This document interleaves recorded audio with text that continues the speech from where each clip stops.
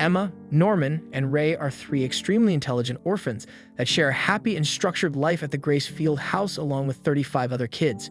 At breakfast, we meet Mom Isabella. She tends to the kids with patience and care. Following breakfast, the kids are shown demonstrating their intellectual aptitude in a series of tests, which Emma, Norman, and Ray all pass with perfect scores. The kids then engage in a game of tag on the large green fields and among the lush trees of the forest that surround Gracefield. Norman seemingly disappears into the forest with nobody able to find him until Emma accidentally stumbles upon the outer limits of the forest and notices him gazing at the low-level fence at the border. There's a discussion of what the outside world must be like, and the kids all take turns dreaming about that fated day when they're adopted and finally leave Gracefield. One of the younger kids, Connie, is actually being adopted that very day. After a day of play and fun, Connie bids a tearful farewell to her Gracefield family and is led away from the house by Isabella. During cleanup, Emma comes across Connie's beloved stuffed animal, Little Bunny. Knowing that she can't possibly make the transition into her new foster home without her dearest friend, she takes Norman and attempts to return the doll to Connie. The pair makes their way to the gate where a truck lies waiting in the stone corridor.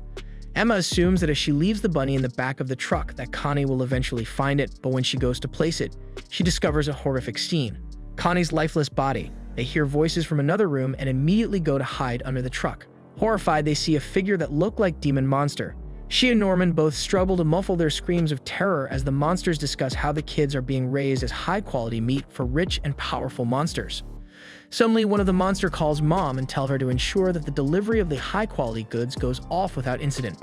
In a matter of moments, Emma and Norman's entire world has been shattered, revealing the terrible truth of their lives. Realizing that the Gracefield house is actually a farm raising humans as food for the demons. They eventually escape from the corridor, running back to the house. That night, she and Norman are discussing what to do next when Norman suggests they should plan on escaping. Emma is reluctant, not wanting to leave the other kids there to die. Meanwhile, Isabella discovers the stuffed toy Emma had left beside the truck when they fled. Emma can barely hide her look of terror upon hearing and seeing Mama for the first time since their discovery, but Norman tells her they have to keep smiling like nothing's wrong. Mama may know someone was at the gate to leave the bunny behind, but she doesn't know who. During playtime, Emma and Norman agree escaping through the forest is the safest way, but when they cross the short fence, they soon encounter a massive, seamless concrete wall. Things get even more complicated when a little girl is lost. All Mama has to do is glance at her watch, and she knows exactly where to find her. So, now they know that security is rather lax because they have some kind of tracking device implanted somewhere in their bodies. Back at the house, while having a private moment of grief for Connie, Mama suddenly appears before Emma, wondering why she's been less cheerful of late. Ray ends up bailing them both out when he rings the dinner bell, but as Emma and Norman depart, Mama asks them straight up if they were at the gate the previous night. They cheerfully say of course not, and that's against the rules, and continue on, but Mama is definitely suspicious. Once they're alone again, neither can hold in their sheer terror anymore. They're going to get out of here. They just need a plan. That plan involves stashing a bunch of table linen in a tree hollow near the wall that they'll use to make rope when the time comes to escape. They have 2 months left before the next child is taken. But someone followed them out to the wall. Fortunately for them, it's their friend Ray, who wants to know what's up. They tell him, and to their amazement, he believes it all, because he knows Norman well enough to know he'd never lie about something like this. While Ray is willing to help them with the big escape plan, he has a big problem with Emma's insistence that all 37 children will be escaping. Later, Isabella introduces a new infant named Carol and an adult helper named Sister Connie. Connie is already planning to take her boss place. Meanwhile, Emma, Norman, and Ray have just one more difficult variable to consider during their preparations for what's already looking like a hopeless escape plan. When told to think like the enemy and finding a place where a tracking device could be implanted, she inspects Carol, the newest addition to the farm, and finds a red bump behind her ear. They agree that it's too risky to attempt to destroy their ear trackers as it could trigger the alarm, so they focus on getting everyone out first. The trio decide to disguise the escape as a harmless game of tag. Emma sets to work improving the kids' physical condition, while Norman and Ray coach them up on the proper way to survive. Unfortunately, Sister Connie is suspicious about their plans and intends to ship them out sooner than their official ship date so she can accuse Isabella for breaking protocol and grab power. Later, Norman and Ray put the pieces together to determine there's a traitor among them. Isabella promises Connie that if she cooperates, she'll be a mama of her own. Predictably, Connie privately fumes and resolves to unseat Isabella rather than wait to be promoted. Meanwhile, Emma, Norman, and Ray continue their escape practice disguised as a game of tag. Only this time the team's led by older kids rather than everyone on their own. The trio suspect Gilda or Dawn to be the traitor. Later that evening, the trio share their secret with two other children, Don and Gilda, although Norman chooses not to tell them that Connie is dead. Norman lies that the kids who left were victims of human trafficking, since the cold reality might just be too much. Gilda and Don ultimately both agree that an escape attempt is the only choice. Ray doesn't like how Norman left out the truth to Gilda and Don about all the kids dying and being eaten, but for Norman, the escape must come first. He's also set traps for Gilda and Don by giving them different locations for their escape rope. That night, Emma pretends to sleep and watches Gilda sneak out of the bedroom. What Emma can't see through the door is that someone slips a piece of paper under Isabella's door with the location of the rope under Norman's bed. After the paper is delivered, Gilda visits Connie's room and Emma listens in from behind that door.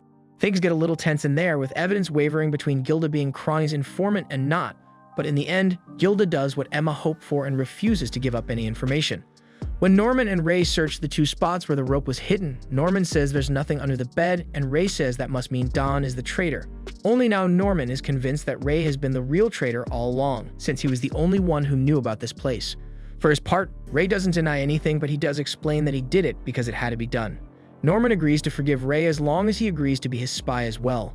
Ray agrees, but only if Norman tricks Emma into thinking they're taking everyone. Other than Gilda and Don, the little ones will be a burden, both during and after the escape, and Ray didn't spend years being Mama's informant for everyone to get killed in a futile attempt to get everyone out. Later, Ray meets with Isabella, telling her the others continue to use the game tag as practice, but focuses Mama on Sister Connie as the primary threat. Later, Ray admits to Emma that he's Mama's informant. Gilda and Don feel left out of most of the private conversation between the other three, but Gilda and Emma start observing Mama more closely, and Emma discovers there's a secret room where she does something. Don is itching to get in there, but Ray urges caution and Norman agrees. But Don doesn't know that Connie is dead, and so he wants to escape and save her. To that end, he and Gilda enter Mama's room, and Gilda slides a bookshelf aside to reveal a locked door. Don persists in creating increasingly tense situations for himself and Gilda, and is obsessed with learning the truth the other three won't tell them, so he steals Mama's key. Meanwhile, Norman, Gilda, and Ray agree that in order to escape and survive, they'll have to gather as much info as possible about the outside world and how they'll be able to live out there. Within many books in the library, there are book plates bearing the name William Minerva and various words in Morse code. If they can figure out the order of those words, they may be able to glean some kind of useful information Bill is trying to secretly relay to them. It gives the kids hope there might be other humans out there, resisting the demon hegemony. As for Don and Gilda, they explore deeper and deeper into Mama's secret chambers, finding all of the stuffed animals and toys that not only confirm that what Norman said about the adults being bad was true, but make them suspect something far worse is going on. Norman and Ray scold Don and Gilda, but they know they haven't gotten the whole story. Norman decides to tell them the truth, and as expected, it's a lot to take. Don and Gilda help steal certain materials that Ray mentions in his report to Mama, detailing Norman's plot to kill her. Norman tells Emma he's having Ray feed Mama false intel, so she'll ultimately be misdirected or otherwise distracted when they make their escape. During his report, Ray also learns that when the monthly shipment occurs in January, he will be the one being shipped out. His time grows short. Only a week remains until the agreed-upon date of the escape, but the kids get a bit too careless in their open conspiring, and Sister Connie suddenly pops out from behind a tree to announce that she knows everything about what the five of them are plotting. However, she isn't angry, nor does she threaten them. Instead, she suggests they join forces against Mama. That night, Emma and Norman visit Connie and ask her a series of questions which she answers, but they also realize she knows more than she reveals. Meanwhile, Ray receives an instant camera from Isabella as a reward for his assistance. Later, Mama informs Connie that she has been appointed as mom for Plant 4 and has to leave immediately. When she presents her evidence to Grandma of the high-quality kids' escape plan, it's utterly shrugged off because the kids are still under control. Grandma then asks the demons to kill her. Isabella, calling out Ray's treachery, suddenly and unexpectedly terminates their arrangement, locks him in a room, and uses her tracking device to detect Norman and Emma. When Don and Gilda see Isabella leave the house, but no sign of Ray, Don races into the house, busts down the door and frees Ray, and the three of them head to Norman and Emma's location as quickly as they can. Mama encounters Norman and Emma and rejects their fake smiles, dropping the pretense that she's maintained for 10 years. She also makes a seemingly heartfelt plea for them to stop resisting and simply accept their fates. When Emma and Norman reject Isabella's ultimatum, Mama snaps her knee like a twig, then lovingly applies a splint and carries her back to the house. Later, Isabella informs a horrified Norman that his shipment date has been set. When Norman proposes, they proceed with the escape plan when Emma is healed, and without him, they reject it. They tell him to deactivate his tracker with the device Ray has just completed and hide out until Emma heals. Then they'll all escape together. Norman agrees to the plan, and the next morning, Norman executes his escape. After he attaches the rope, he holds it taut as he runs up the wall and manages to grab hold of the top ledge and hoist himself up. A vast forest unfolds in all directions on the other side. If they could get everyone into that forest, the adults would have a hard time to find them. When Mama finally notices Norman is not around, she checks his tracking device and her expression makes it clear it's not working. But to Emma and Ray's horror, she smiles and closes the device and Norman emerges from the forest. Only while atop the wall and looking over the other side could he discover the truth. There is a vast, deep cliff between the wall and the forested land of a distance they can't hope to overcome. Norman offers them a ray of hope by noting that the complex of farms or plants form a hexagon, one side of which is the HQ where there's a bridge across the cliff. But he won't be joining them and his mind won't be changed. The scene of Norman's goodbyes is rough. All the kids are either in tears or just barely holding back, but no one is suffering his impending departure more than Emma, who tries to give him the tracking device breaker. Before they part, Norman hands her back the tracker breaker and tells her not to give up. Norman and Mama walk to the gate. They reach the gate and Mama directs him to room to wait, and that's the last we see of him. Emma and Ray are gutted by Norman's loss. The two of them don't seem able to continue on, even with support from Don and Gilda. Ray tells them he's tired and doesn't care anymore. They can do what they like. Both the little kids and Mama take note of Emma's constantly depressed state. Time passes and Ray's shipment date arrives. Emma wakes up and finds him in the chapel. It's there where both of them reveal that they've been acting around Mama, making Mama thinking they really did give up. Ray discussed with Emma on how burning the house down is the best way for them to make their escape. The former then showed Emma all the oil cans he had hidden over the past few years, as he proceeded to dump oil all over himself, scaring the wits out of Emma. Ray explained how he has been waiting for the day for him to end his life, as it would serve as a distraction for Isabella to rescue him whilst Emma and the other orphans can make their escape. As the clock chimes midnight, the now 12-year-old Ray ignited a fire. Emma hastily ran towards Ray. Soon after, a loud scream could be heard. Isabella went after the commotion as she saw Emma lying on the ground, devastatingly calling out Ray's name. Isabella checked her radar and noticed how Ray is indeed inside the burning fire. The former attempted to extinguish the fire, hoping that she could still retrieve Ray's brain. When Isabella ordered Emma to escape, she turned around and noticed how she already disappeared. Isabella used her radar once again and tried to look for Emma, only to pick up the signal of Emma's transmitter from her severed ear in the bathroom. Emma joins the other orphans in the forest. Don enlightened Ray on how Gilda and Emma had been getting the older orphans into the escape plan. Ray recalled how Emma prevented him from burning and killing himself and slapped him.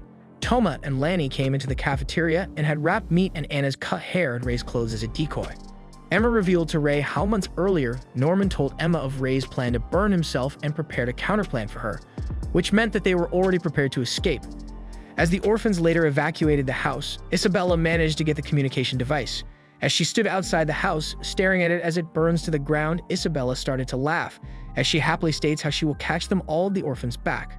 Before Isabella can make her move, Phil appeared behind her as he tugged her dress. The latter was shocked to see the child's presence. As the kids begin their ascent up the wall, Emma informs Ray of a change in her plans. Rather than rescue everyone tonight, she's leaving all the little ones 4 and under behind, and is committed to coming back for them and everyone else in the other plans before their various shipping dates arrive. That's why little Phil is with Mama as the house burns. Turns out Phil isn't on it, and even though he's only 4, he now understands what it means that Norman, Connie, and the others were harvested. Emma leaves him in charge and telling him to be ready for when she returns. There's another wrinkle in the plan for which Ray was kept in the dark, which meant Mama was kept in the dark. They don't use the very obvious bridge to cross the cliff. Instead, Don heaves a stone across a narrower portion of the cliff, and the rope wraps successfully across a tree. He ziplines across, secures the other end of the rope, and secures the second and third that kids use water rockets to launch across. Phil also succeeds in distracting Mama just long enough so when she sounds the alarm, the monsters go to the bridge, and when she realizes they're not at the bridge, she doesn't get to their location until Emma is the last person who hasn't made the crossing. Emma flashes one last defiant look at her former Mama and says goodbye before ziplining across. In her moment of defeat, we learn that Ray is Isabella's son. In the end, Mama seems to be proud that her beloved children outwitted her. Now that they're beyond the wall and cliff, she wishes them good fortune. Emma, Ray, and the other Gracefield children begin their journey to find a safe place to live. Upon further examination of the pen, Ray shows everyone the hidden Morse code. Upon pressing the screen, Gilda enters the password needed for the screen that displays a note left by Minerva, guiding them to the location they need to head to. Everyone says it's thanks to Norman leaving them the pen that they'll be able to head to their safe haven. Meanwhile, demons who were sent out to track down Grace Field's missing livestock are on the lookout for the children. As the night carries on, the children continue to make their way until they're stopped in their tracks by a wild demon who chases them throughout the forest. Dawn and Gilda make the signal for their groups to split into two while Emma and Ray run behind the group.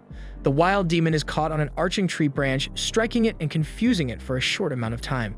As the trio catches their breath after escaping from the monster, they stumble upon a trap called the Snakes of Alapinera, where falling into them means never getting back out.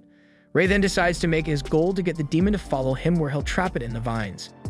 Ray then begins his plan by getting the monster to chase him. However, his plan is cut short by the hunters looking for him. Knowing he'll only be captured, Ray decides to trick the hunters by telling him they're all dead, except for him, and distract them. Shortly after, a call whistle is made from the pursuers, signaling that a child has been found. Emma then explains she'll check out the situation and that everyone should continue to head downwind. However, as she heads off, she suddenly collapses due to the wound on her ear opening up once more.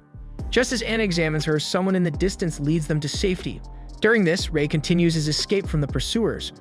Eventually, he's cornered and collapses on the ground. Just as he's about to be taken in, he's suddenly lifted up and taken away by someone else. Ray later awakens next to a lantern and a soft makeshift bed. Taking the lantern from beside him, he wanders until he finds Emma sleeping in a room nearby and goes to wake her up. She awakens happy to see Ray again. As Ray is explained to what happened with Emma and the group, they discuss the possibility of being rescued by Minerva's group. Suddenly, the masked woman from before comes to check on Emma and is relieved to see her up and awake. As she takes them to eat dinner with them, Ray makes the shocking discovery that the man and woman who saved them are actually demons, and that they don't even know who Minerva is.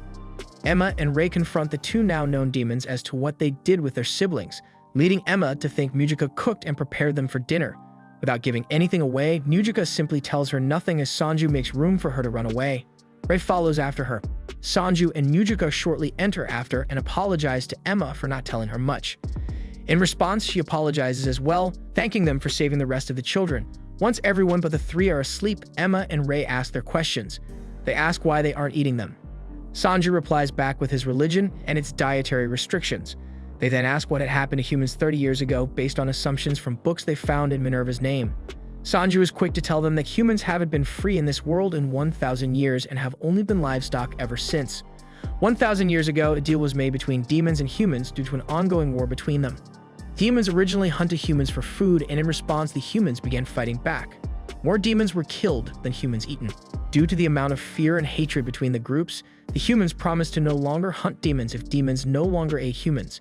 To keep the deal in order, humans gave the demons other humans to purposefully bred and keep as livestock. Since then, the human world and demon world has been kept apart, and the livestock children were stuck in the demon world. Later on, Sanju gives the children directions as to where they want to go and explains it'll take 6 days total. Throughout the course of the 6 days of traveling, the children are taught about herbs by Mujika and harvesting food and materials by Sanju, as well as mapping and using weapons like bows and arrows. 6 days passed away and they could finally go to the shelter. Before Emma left, Mujika gave the amulet to Emma, and that amulet will protect Emma if she will hold it, and after that Emma said goodbye to them. They finally find the entrance and went to the shelter. Emma opened the lights but no one is there, but Mr. Minerva left a letter saying the shelter is for the children. Ray found a radio in the monitor room. With this radio, they can learn about what's going on at the house. Then Emma, Ray, Dawn, Gilda, Anna, and Nat went outside to play the radio, and the radio said everything is normal at the Plant 1 and Plant 4. Emma, Ray, Dawn, and Alicia went on a secret room, and they heard the phone is ringing. Emma answered the phone, and the one who is calling is William Minerva. But her hopes are somewhat dampened by Ray, who explains it to be a recording. In said recording, Minerva explains his intentions into doing this because he saw countless children be sacrificed to demons and couldn't bear it any longer, thus starting a shelter behind their backs for children that became aware of what was really happening. He leaves the rest of the kids and leaves a map in the pen titled Future, should they ever want to go to the human side of the world, and the recording ends. Suddenly, an explosion is heard downing the power of the shelter and knocking the two late-night shifters unconscious. Two men barge in the shelter with guns and scout the place, looking for the kids, unknown to them that they escaped and hid down the caves. The group runs to escape their captors only for them to drop in from holes above. Emma and Ray push one of them down and escape through another route. Once on the surface, they gather the kids and order them to run into the forest. However, the forest is blocked by a group of armed soldiers who have all the kids at gunpoint, ready to pull the trigger. Unbeknownst to them, the demon the kids have encountered a couple of days back was roaming around the area and then kills all the soldiers. Ray shoots it in one of the eyes, leaving it writhing in pain. The demon, enraged, chases the kids once more, as they all split up into the darkness of the forest. Back at the prison, one of the demons held a flower of death and was planning to use it on Isabella after a heated debate with his bosses due to the variety of options they had on her. He decides to make a deal with her. He'll give her freedom and something desirable if she manages to bring back all the children, alive or dead. After the attack on the shelter, a group of kids disguised as demons make way into a nearby town under guise of business. They discover that most of the populace are bitter and poor due to the nobility taking almost all shares of human meat.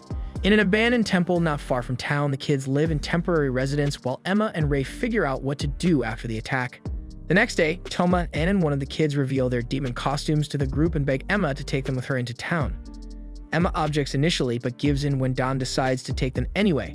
Suddenly, an old demon emerges from the shadows, not able to recognize the children due to blindness, and believes they are demonic children who are passing through. He begins to pray for his kind and wishes for everything to turn out better for them. Wishing for the town to prosper again, he leaves. In the town's slums, two demons look at their relatives' deteriorating conditions and worry they won't survive the next couple of days. One of them believes that the kids that escaped from Grace Field are still at large and might possibly be in town, and if they catch them and feed them alive, their relatives will survive and be cured of their sickness. Back in the forest, Toma show their slingshot method of catching the gooey fish to the group. Once they're done, they decide to trick Emma to go into town to get some seasoning there. However, once in the market, the two bump into the same demons who were searching for them by accident. At first apologizing for this encounter, the demons start to smell human meat and believe that they were carrying some but find fish instead. In a panic, the two run and the demons give chase all across town. Emma and Ray walked from the rooftops before they were chased by another group of demons. As soon as both groups lost their pursuers, they jump back down and try to navigate back to the temple, only for the original two demons to find them, and then another group of demons hold Emma and Ray at sword point. While the former group tries to dissuade the latter to not kill their quarry, they did not notice another demon appearing behind them and slice them in half, surprising Emma and Ray. While expecting their deaths, he says Emma's name and declares that he found them, and they discover to their shock and horror that the demon behind the mask is Norman. Back at the ruins, Dawn, Gilda, and the others are all shocked at seeing Norman in front of them. Norman explains that he was taken to a lab called Lambda instead of just being sacrificed. He witnessed children being drugged, experimented, and mutated on, himself being tested a few times. He was able to escape with a supporter of Minerva's help. Sometime later, he was able to develop a drug that degenerates demons and return them to a primal state. Recalling Emma's goal, he began mass production of the drug to make them primal and exterminate the demons altogether, and build a human world for themselves so they wouldn't live in fear anymore. While everyone supports his plan, Emma is starting to feel unsure. Emma confesses she doesn't want to kill demons, as it would make them no better than the demons in the first place. She seeks a pacifist route, though accepts that it will never happen. In the forest, Ray is looking for a hideout that Norman told them about. Once there, they are greeted by Ciclo, Barbara, and Vincent, Norman's adult co-conspirators, and inform him that Norman is out and will be back soon. Norman arrives and beckons the latter two outside before addressing his friends. As he introduces the drug, Ray reveals that some demons will not degenerate with the drug, and Norman curiously questions them and rises in anger after hearing that the demons the group encountered are still alive. Angrily reacting to Mujika's name, Norman recalls her exploits that span all the way back 700 years. Originally a savior of an out ghost town, she can turn anyone into a non-human eating demon by fusing her blood through any means and can create demons through her sane composition. Word soon spread throughout the demon world and it became prosperous for a time. However, the king found out and carried out a genocide of demons who carried Mujika's blood to keep the demons in line and not be overthrown or have any coups from them. These events sparked the human-demon war, and the promise soon after, and Mujika faded away into obscurity, unaware to everyone that she was on the run ever since. Norman berates Emma for her way of thinking and resolves to kill Mujika and Sanju so nothing stands in the way of his plan, despite Emma's protests to the contrary. He got shipped out, all the gates were destroyed, Minerva and his supporters were all exterminated, and the only way into the human world is right where it all began, Grace Field House, miles underneath it. Emma makes a last-minute deal. She'll find Sanju and Mujika in a week and he has to stop his plan. After a brief argument with timing, Norman reluctantly agrees and gives his former friends 5 days to find them, else he continues with his plan. He sees them off and walks downstairs to the basement. He declares that the plan is still on and will kill them all when they bring the two demons to him. Dawn and Gilda join Emma and Ray into tracking them down and bringing them to Norman, as well as to keep them out of trouble. Back at base, however, Norman suffers a coughing fit and remembers the night of his shipment. Norman recalls what happened at Special Facility. He did not end up being sacrificed on his shipment day. A man named Peter Rattray welcomed him, and he said that he wants Norman to help him in his research. Norman went to facility where he took tests and he was able to answer each question correctly. Sisla was injected with various mutations, Barbara was tortured, Zazzy was chained to a wall, and Vincent was experimented with his head. Throughout his stay, Norman made a plan to escape the facility and was able to get explosives to a bomb he was making. One night, he triggers it and succeeds in his plan and breaks out the surviving inmates, including the 4 whom he employs under him, and is given a pen by a man before dying of his injuries. Back to the present time. In the forest, the 4 are chased by the wild demon. The demon was downed by Ray shooting it in the eye, while Emma collapsed from exhaustion. She was almost eaten, but Sanju kills it. Relieved that they found Sanju and Mujika, they tried to bring them to Norman. However, it was all in vain, as Norman and his group raids the village. They made a bomb in the demon village and spread the drug which degenerates them, and they start attacking each other. The 2 sick young demons came out of their house to flee, and Norman personally went into the demon village to slaughter them.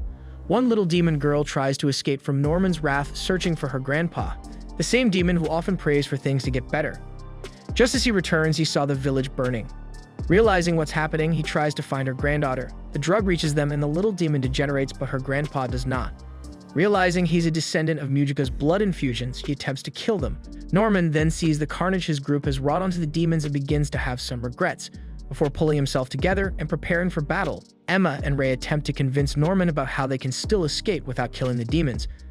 He breaks down crying in front of Emma, crushed by suffering he has experienced and his rash decisions based on the time he has left. Mujika came and she gave the glass with blood to the female demon, instructing her to spread it to everyone so they will not degenerate again. Barbara tries to kill the demon, but she sees herself in them and suffers a migraine due to it. Zazzy charges at the demon, but Norman tells him to stop. Barbara regains her composure and replies Norman is more important than revenge. Mujika saw the 2 young demons and she gave the glass filled with blood to them before heading back to the temple. Once there, Toma and Lanyon ran over to Ray in a panic and informed him that Phil and others are about to be shipped out. Unaware to them, it was a trap set up by Rattray and his newest grandma, Isabella. Rattray explains his plan to expand the Lambda drum-based development to other farms, demolishing the need for high-class farms such as Grace Field. The demon agrees to the plan, but makes Rattray keep some of the farms open so they can provide to the commoners.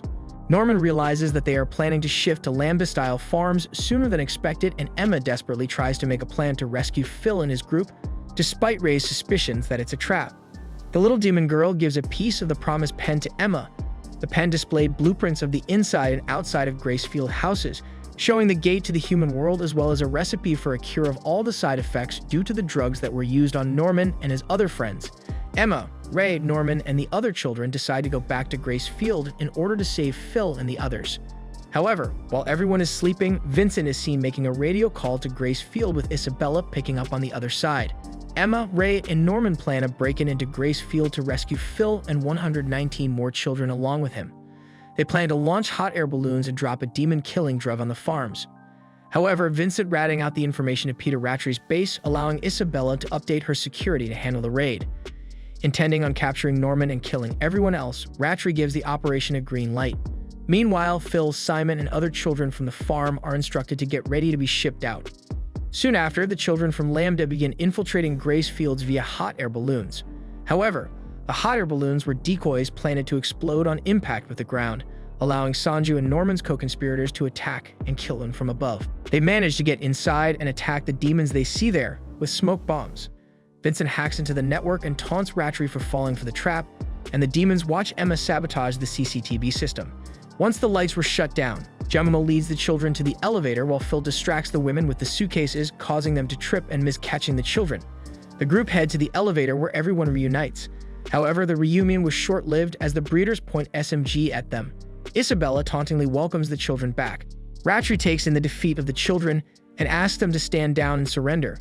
As Rattray is about to kill Emma, Isabella turns on Rattray and points her gun at his back, everyone following her lead. Despite being outnumbered and outgunned, Rattray still believes he is safe and already won due to backup coming.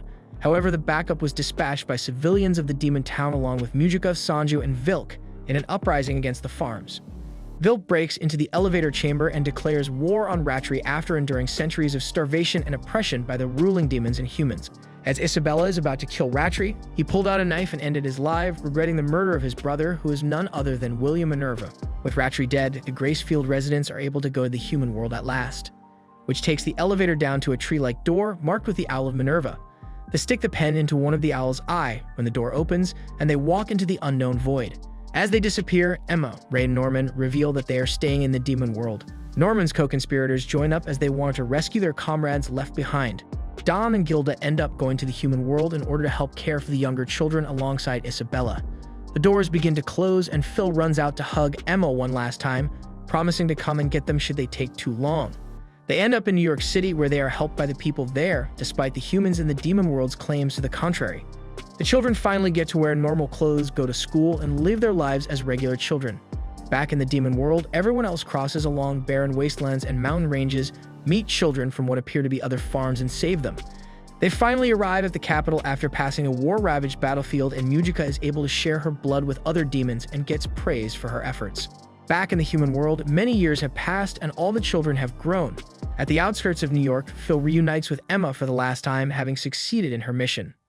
The end. If you enjoyed the video, be sure to like, share, and subscribe for more. See you next time.